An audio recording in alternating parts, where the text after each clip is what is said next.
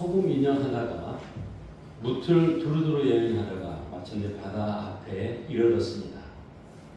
소금 인형은 크기는 산더미 같대 신기한 모양으로 꿈틀거리는 바다를 보고는 완전히 매혹당하고 말았습니다. 소금 인형으로서는 그런 것은 일찍이 본 적이 없던 것입니다. 당신은 누구십니까? 소금 인형이 바다에게 말을 걸었습니다. 바다가 빙굴에 웃었습니다. 들어와서 직접 확인해 보려구나. 소금 인형은 바닷물을 헤쳐나가기 시작했습니다. 바닷속을 향해 나아갈수록 소금 인형의 몸은 점점 녹아서 나중에 가서는 아주 작은 알갱이 하나만 남게 되었습니다. 마지막 알갱이가 남는 순간 소금 인형은 경이감 속에서 외쳤습니다. 이제 내가 누구인지 알게 되었어. 소금 인형은 바닷속에 들어가자 자신의 정체성을 알게 됩니다. 사람 역시 누구나 자기 정체성이 있습니다. 그 정체성을 알고 사는 사람과 그렇지 못하고 사는 사람은 하늘과 땅 사이와 같이 엄청난 차이가 있습니다. 그리스도인은 예수의 삶을 따라 세상을 이롭게 하는 사람입니다. 그는 타인과 세상에 문제와 불행을 안겨주는 것이 아니라 기쁨과 행복을 안겨주는 사람입니다. 오늘 지금 여기에 있는 우리 모두가 타인과 세상에 사랑과 행복을 나누어주는 사람이 되기를 간절히 빕니다. 오늘 마태는 소금과 빛에 대한 비유를 제자들과 예수님 주위에 모여있는 군중들, 다시 말해서 그리스도인들에게 적용해서 이렇게 당부합니다. 여러분은 땅의 소금입니다. 여러분은 세상의 빛입니다. 이처럼 여러분의 빛이 사람들 앞에 비치어 그들이 여러분의 좋은 행실을 보고 하늘에 계신 여러분의 아버지를 찬양하도록 하시오. 먼저 결론부터 말하겠습니다. 그러면 우리가 어떻게 살아야 땅의 소금이 되고 세상의 빛이 될 수 있을까요? 그건 예수님 말씀하신 팔복의 선언에 따라 산상설교에서 예수께서 요구하신 대로 살면 되는 것입니다. 팔복선언과 예수의 요구대로 산다면 우리는 땅의 소금과 세상의 빛이 될 수 있을 것입니다. 오늘 소금에 관한 말씀은 본문에서뿐만 아니라 마가복음 9장 50절과 누가복음 14장 34절 35절에도 나옵니다. 그리고 등불에 관한 말씀은 마가복음 4장 21절과 누가복음 8장 16절에 나옵니다.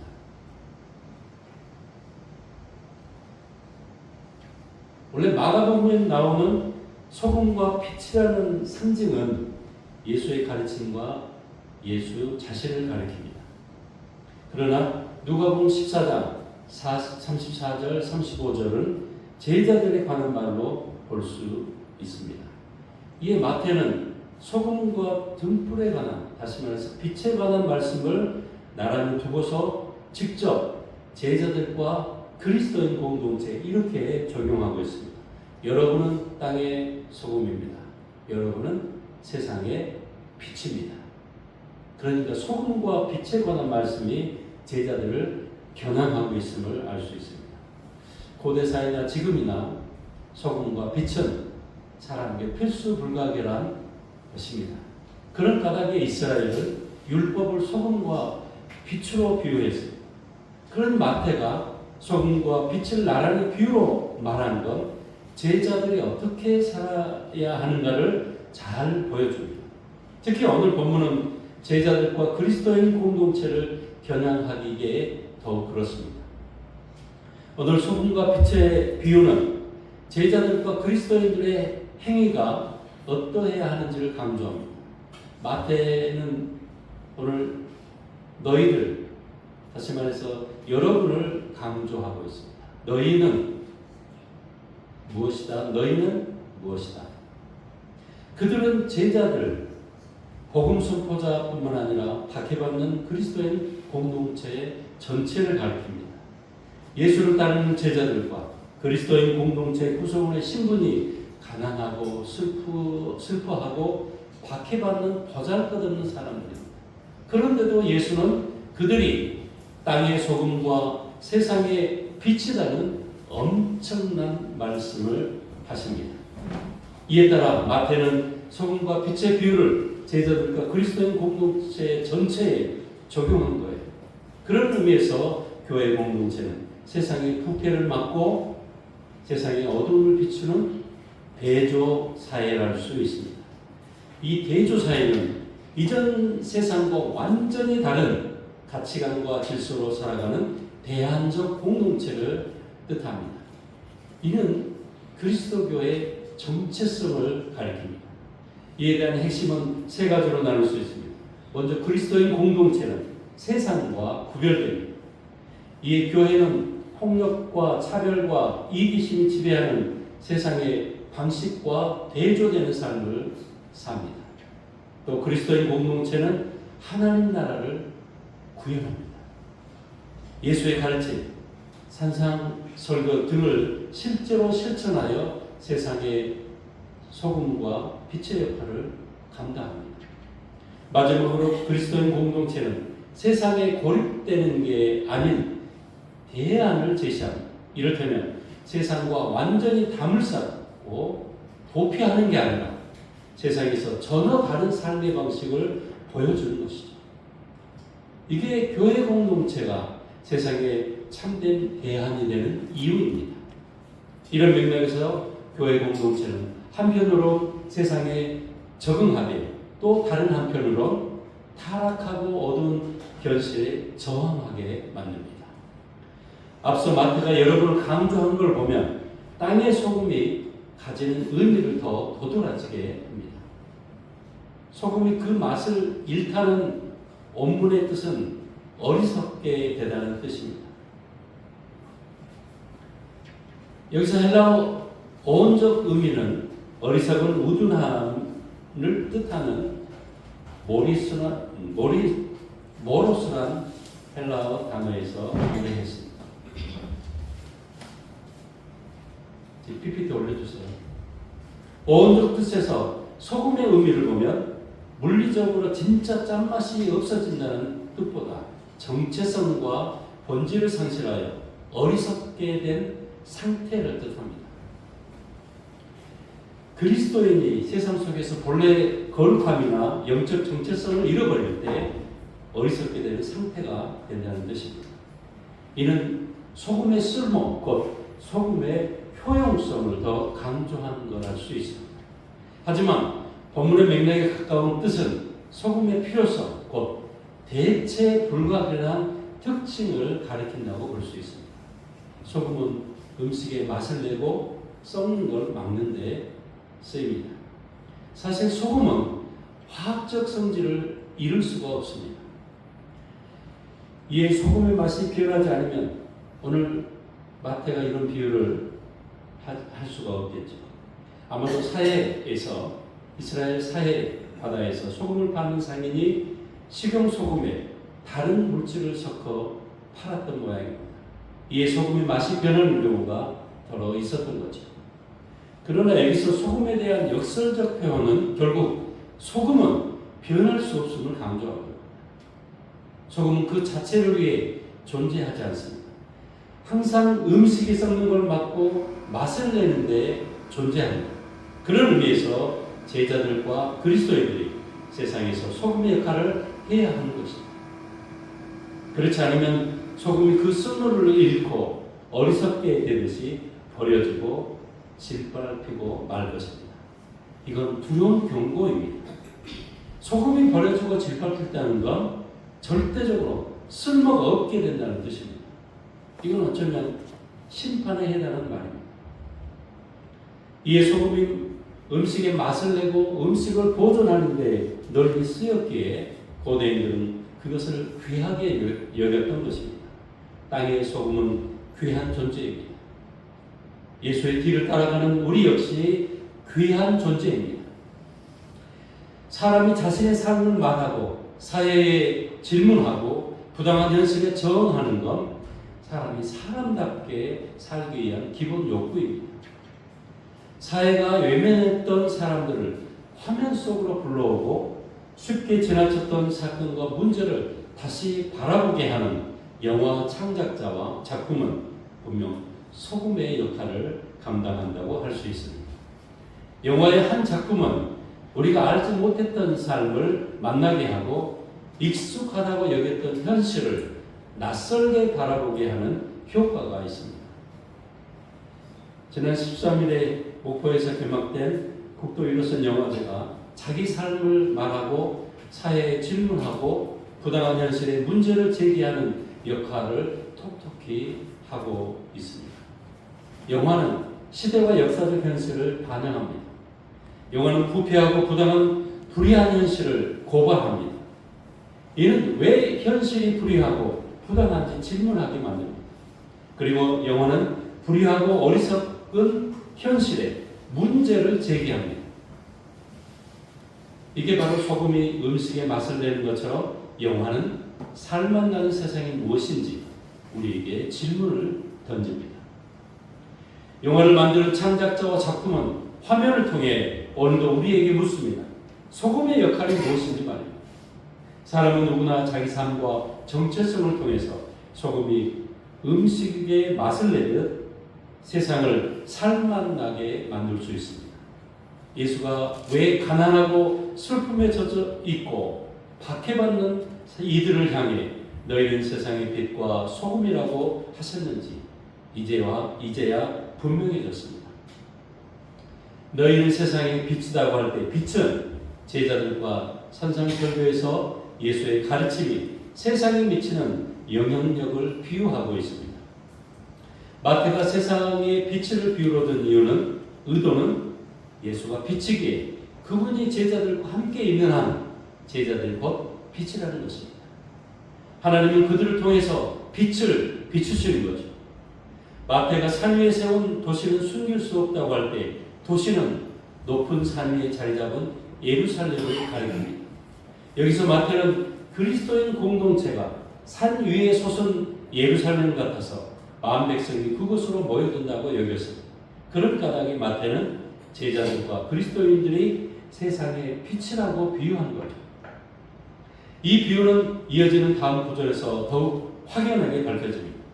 마태 당시 팔레스티나 농촌 마을의 집은 보통 단칸방이었습니다. 그러니 등불 하나로 온 방안이 환해지는 거죠. 이는 세상에 비친 그리스도인 공동체가 세상을 밝히는 빛이라는 뜻입니다. 그들의 행실이 빛의 역할을 할 때만 그들은 빛입니다. 그들이 소금의 역할을 할 때만 그들은 소금입니다. 마태가 그리스도인들에게 등불의 비유를 적용하지만 원래 이 비유는 나는 세상의 빛이라는 예수의 신상 발언이었을 것입니다. 예수 자신은 등불, 곧 빛이란 말이죠. 등불은 대박 아래 두지 않고 등경, 곧 등잔 위에 둡니다. 그래야 온 집안이, 온 방안이 환해지겠죠. 여기서 대박이라는 뜻의 헬라 말 모디오스는 곡식 등의 부피와 양을 잴 때 쓰던 작은 상자 모양의 대바가지를 뜻합니다. 이에 예수는 제자들의 선한 행실과 복음의 빛을 숨기지 말고 세상에 드러내야 한다고 가르친 것입니다. 이에 따라 등불 곧 빛이란 비유가 주는 의미는 이렇습니다. 빛이신 예수는 그의 가르침과 활동상 늘 신변의 위험을 느꼈습니다. 하지만 예수는 달아나거나 숨을 생각이 전혀 없었습니다. 이는 계속해서 세상의 빛으로서 드러나게 활약하시겠다는 뜻입니다. 이에 마태는 그들이 빛으로서 집안에 있는 모든 사람을 비춘다고 했습니다. 이는 마태가 생각한 온 세상을 향한 선교를 뜻한다고 할 수 있습니다. 이게 마태의 통찰력입니다. 이어지는 구절에서 너희 착한 행실을 보고가 그런 뜻을 포함하고 있습니다. 여기서 행실은 선교적 기능을 말합니다. 이것이 오늘 본문의 결론입니다. 예수의 뒤를 따라가는 그리스도인의 좋은 행실은 그리스도 교뿐만 아니라 인류 전체를 비출 것입니다. 하지만 그리스도인 공동체가 빛으로서 존재하지 않는다면 사람들에게 버려지고 짓밟힐 뿐입니다. 결국에 하나님은 그리스도인의 그 행실을 보고 심판하실 것입니다. 착한 행실이 강조하는 건 뭘까요? 그리스도인들이 땅의 소금일 때 소금이 되는 것입니다. 그들이 세상에 비칠 때 빛이 되는 것입니다. 착한 행실은 사람이 하나님 앞에 스스로 의롭게 있었던 율법적 선행과 자비가 아닙니다. 이는 장차 하나님 나라에 걸맞은 실천과 행동을 강조합니다. 현재 우리는 어떤 시대와 마주하고 있을까요?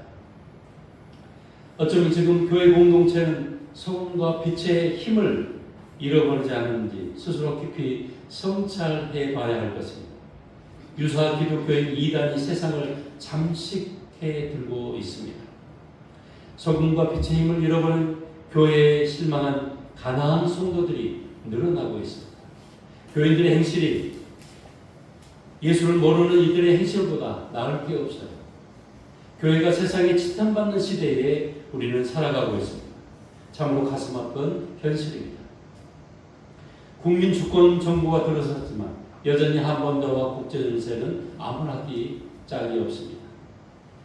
내일 17일부터 27일까지 한미연합 군사연습인 을지자유방패연습이 있습니다. 이는 한반도 전면전을 가정한 것입니다. 한마디로 전쟁 연습하는 것이죠.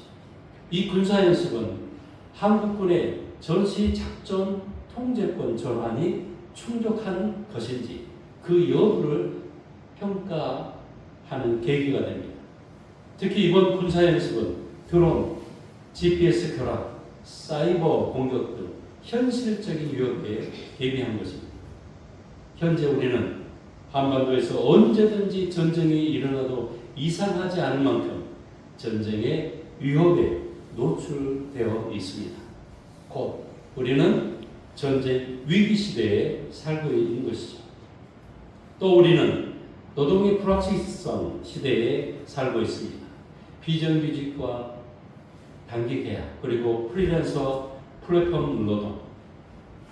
요즘 오토바이를 타고 배달하는 그런 분들 많이 보셨어요. 그런 분들이 플랫폼 노동자라고 할 수 있겠죠. 스마트폰 앱과 웹사이트 같은 디지털 플랫폼 중개 시스템을 통해서 일하는 노동자를 말하는 것입니다. 이런 노동이 늘어나고 있습니다. 고용은 불안정해지고 열악한 노동 현장은 노동자를 죽음의 사각지대로 몰아넣고 있습니다. 언제 계약이 종료될지, 다음 일은 언제 생길지 알 수 없는 불안한 상황에서 사람들은 끊임없이 자기 존재의 가치를 증명해야 합니다. 쉬는 시간조차 불안하고 아파도 일을 멈출 수가 없습니다. 그리고 우리 지역사회도 빠르게 변화하고 있습니다. 농어촌 인구가 감소하는 가운데 이주민이 지역사회를 유지하는 데 중요한 역할을 차지하고 있습니다. 이주민 노동자가 없다면 농어촌의 생존이 어려울 지경에 놓여 있습니다. 이렇듯 이주민이 지역사회에 중요한 역할을 하고 있다면 그들을 바라보는 우리의 인식과 관점도 달라져야 할 것입니다. 이주민 노동자가 단순히 지역사회에 부족한 노동력을 채우는 사람으로 인식해서는 안 되겠죠. 그들이 어떻게 생활하고 있고 어떤 어려움을 겪고 있는지 지역사회와 어떤 관계를 맺고 있는지에 대한 관심과 지원이 필요할 것입니다. 이주민 정책은 단순히 부족한 농어촌 인구와 노동력을 채우는 데 그쳐서는 안 될 것입니다. 그들의 노동과 주거, 의료와 교육, 언어와 문화적 권리 그리고 지역사회의 구성원으로 참여할 수 있는 권리가 무엇인지 함께 고민하고 살펴봐야 할 것입니다.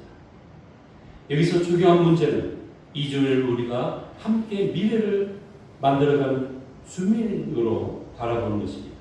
이에 우리는 그들과 함께 미래를 계획하는 동반자라는 관점에서 이주민의 언어와 문화, 관련된 정책 결정에 참여하고 그들의 얘기를 귀 기울이는 게 중요할 것입니다. 소금과 빛의 정체성을 잃은 교회 공동체, 사람이 사람답게 살기 위한 기본 요구, 전쟁 위협에 노출, 노동의 불확실성, 이주민과 공존의 시대는 우리가 살아가는 생존의 일상이 되었습니다. 삶과 노동이 불확실한 시대와 마주한 우리 그리스도인은 어떻게 살아가야 할까요? 예수의 행복 선언과 같이 가난한 사람들, 슬퍼하는 사람들, 온유한 사람들, 의에 줄고 목마른 사람들, 자비를 베푸는 사람들, 마음이 깨끗한 사람들, 평화를 이루는 사람들, 의를 위해 핍박받는 사람들이 바로 세상의 빛과 소금이 되는 것입니다. 그리고 예수가 말씀하신 산상설교의 가르침 곧 하나님 사랑과 이웃 사랑을 몸소 실천하며 행동하는 사람들이 바로 세상의 빛과 소금입니다. 예수는 오늘 우리 그리스도인들에게 온 세상 앞에서 빛과 소금이 되어야 한다고 간절히 호소하고 있습니다. 여러분은 땅의 소금입니다. 여러분은 세상의 빛입니다.